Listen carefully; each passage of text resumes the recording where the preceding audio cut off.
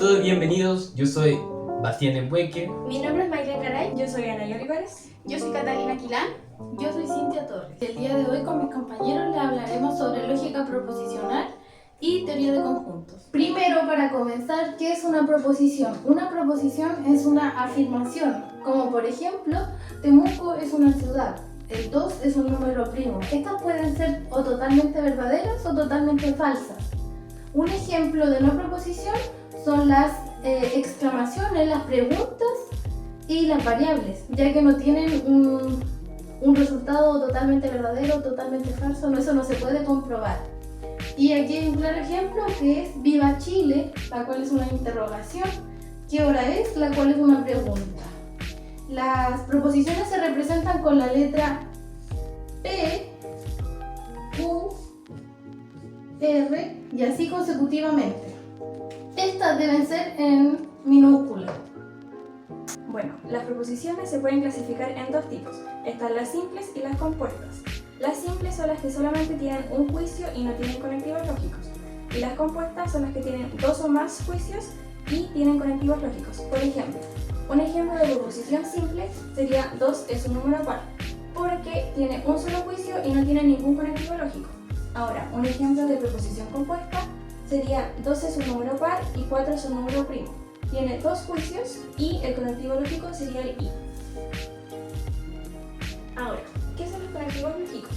Los conectivos lógicos son símbolos, estos son sus símbolos, que se utilizan para combinar proposiciones, así creando de esta forma proposiciones nuevas. Tenemos estos son los conectivos. Está el no, el y, el o, el sí entonces y el sí solo sí. De acuerdo al conectivo lógico que se utiliza para crear una proposición compuesta, esta tiene un nombre. Entonces, por ejemplo, tenemos aquí, esta sería la proposición compuesta, que sería no P, su nombre sería negación y se lee no P. Después tendríamos P y Q, que su nombre sería conjunción y se lee P y Q. Después tendríamos P o Q, que su nombre es disyunción y se lee P o Q. Luego está la condicional, que se lee si P, entonces Q. Y por último, la bicondicional, que se lee P, si, pero sí, Q. Las tablas de verdad son tablas que se arman con todos los valores de verdad posibles de las proposiciones simples. Como dijo mi compañera anteriormente, existen los conectivos lógicos, los cuales se pueden resumir en una sola tabla, que tiene un orden que es la negación, la conjunción, disyunción, condicional y bicondicional. Bueno, ahora armaremos la tabla. Para saber la cantidad de filas, tenemos que tener, si hay n proposiciones,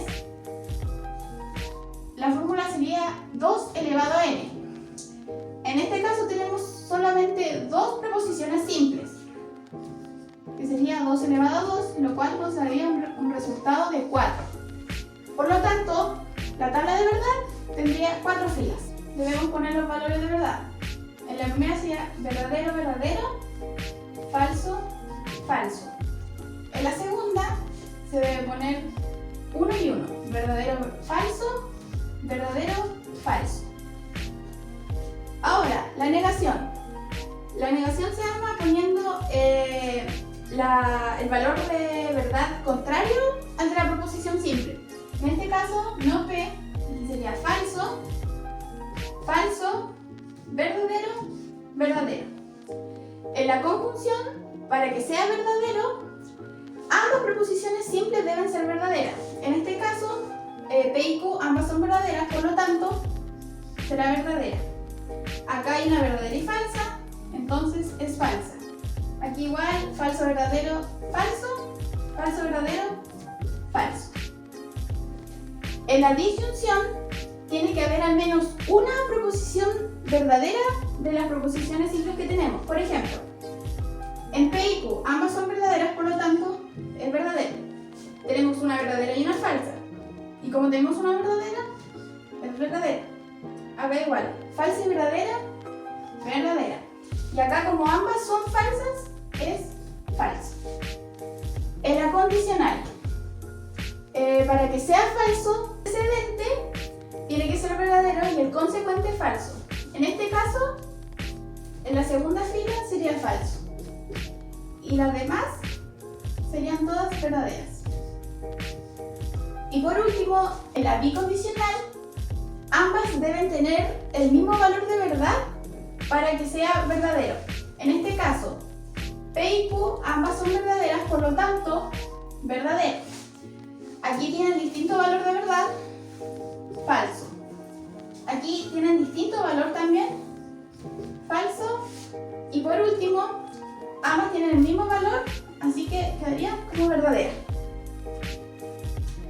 Debemos saber que los conectivos lógicos tienen una jerarquía, en donde el bicondicional tiene mayor dominancia, seguido del condicional, luego el I y el O, en donde ambos tienen la misma dominancia, y finalmente la negación.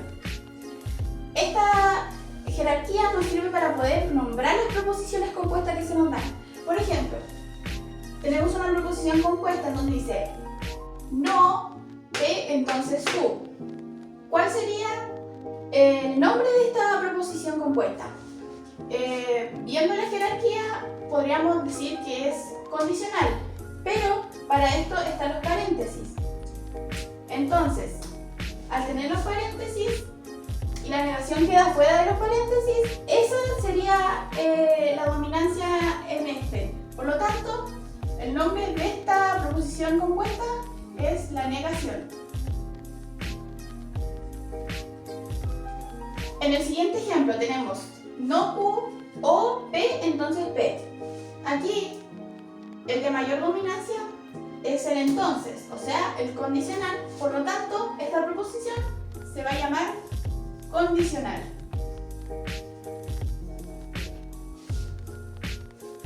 Ahora veremos las tautologías, contradicciones y contingencias. Primero, ¿qué es una tautología? Una proposición compuesta es una tautología si su tabla de verdad es verdadera al final.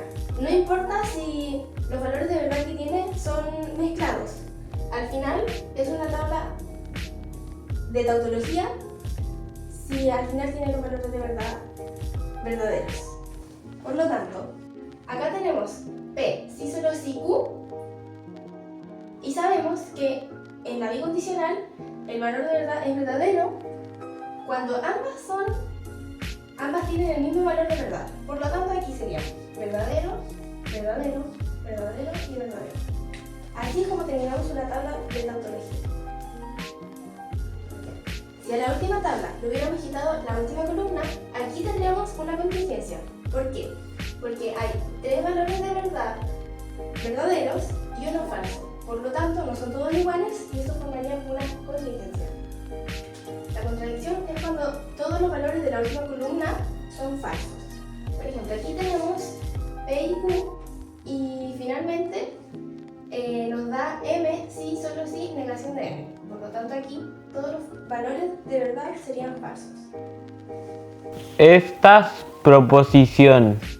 Como ya ven, está ya colocado en la tabla de verdad y claramente con sus dominancias.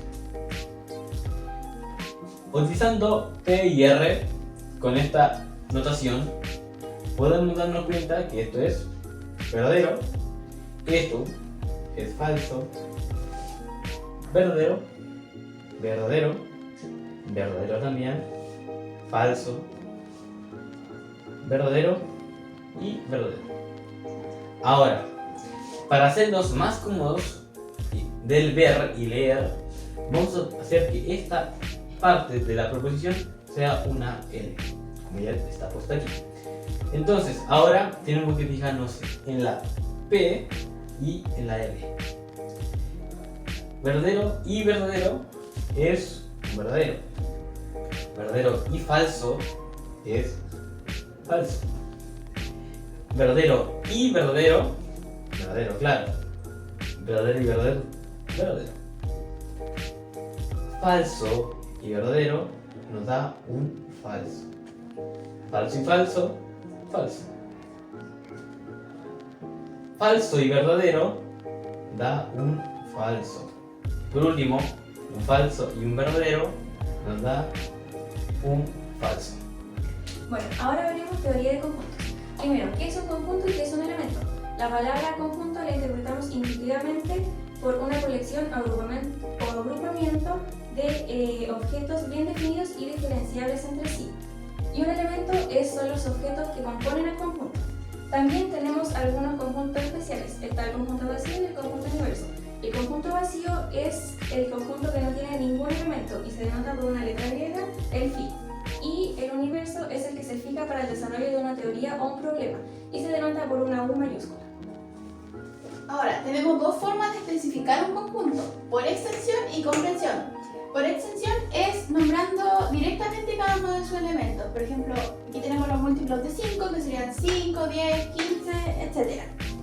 Y por comprensión es dándole una propiedad que cumpla estos elementos. En este caso sería x pertenece a n, a los naturales, tal que es múltiplo de 5.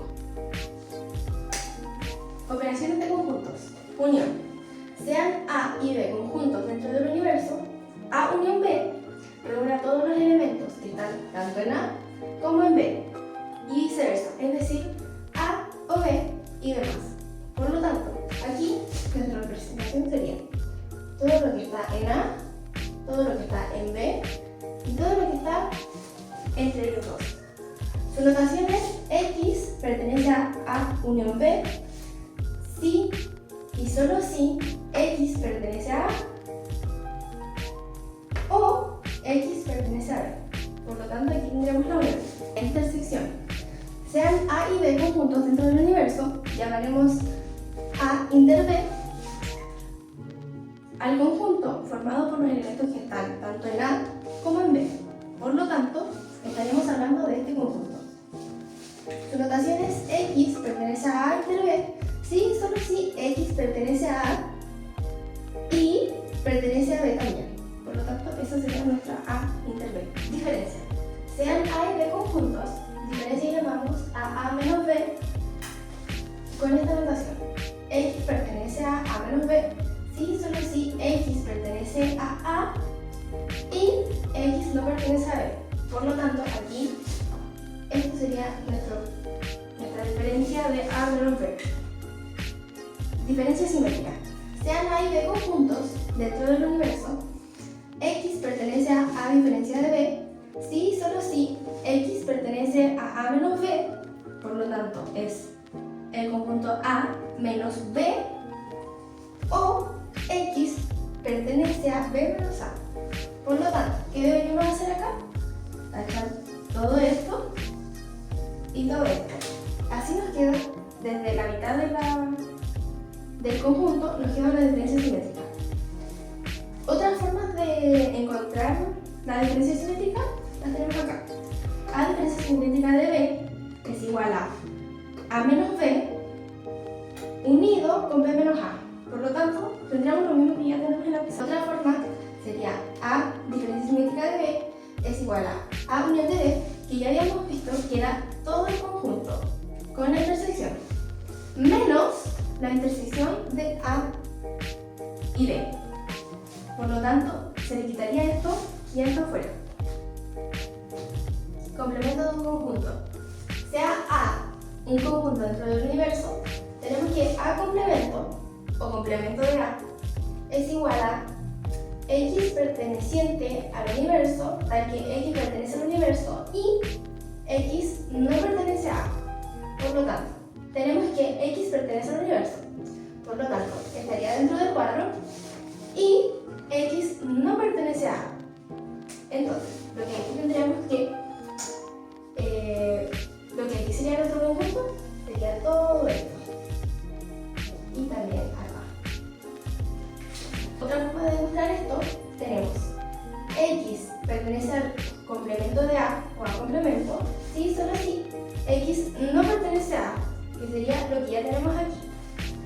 Y X pertenece a A al conjunto si y solo si X no pertenece al complemento de A. Resolveremos un ejercicio utilizando el diagrama de Venn. Sabemos que en un grupo de 65 estudiantes, 56 aprobaron álgebra, en geometría 46 y en cálculo 43. Sabemos que 25 estudiantes aprobaron álgebra y geometría, que 30 estudiantes aprobaron álgebra y cálculo y que 22 estudiantes aprobaron geometría y cálculo. Bueno, ahora, para saber cuántos estudiantes aprobaron las tres materias, o sea, la intersección de las tres, necesitamos sumar cuántos aprobaron en álgebra, geometría y en cálculo, lo que nos daría 145. Y a aquello restarle las intersecciones, 25, 30 y 22, lo que nos daría 77. En esa resta el resultado es 68. Ahora, al 85 tenemos que quitarle o restarle 68. Y aquello nos daría la intersección, sería 17. Con esto podemos completar el diagrama con los datos que nos dieron. Para completar el diagrama de Venn, ya sabemos que la intersección de estas tres es 17 y que la intersección de álgebra y geometría es 25. Y de 17 para llegar a 25, aquí nos faltaría un número 8. Y de 17 para llegar a 30, las cuales serían esta y esta, nos falta un número 13. Y de 17 para llegar a 22, nos falta solamente 5. Y ahí, si uno lo suma, sabemos que aquí la intersección de estas ambas nos va a dar 25, la intersección de ambas nos va a dar 30 y que la intersección de ambas nos va a dar 22. Por último, para saber quiénes solamente aprobaban álgebra, debemos sumar 8, 17 y 13, dando 38. Y del 38 al 56 nos faltarían 18.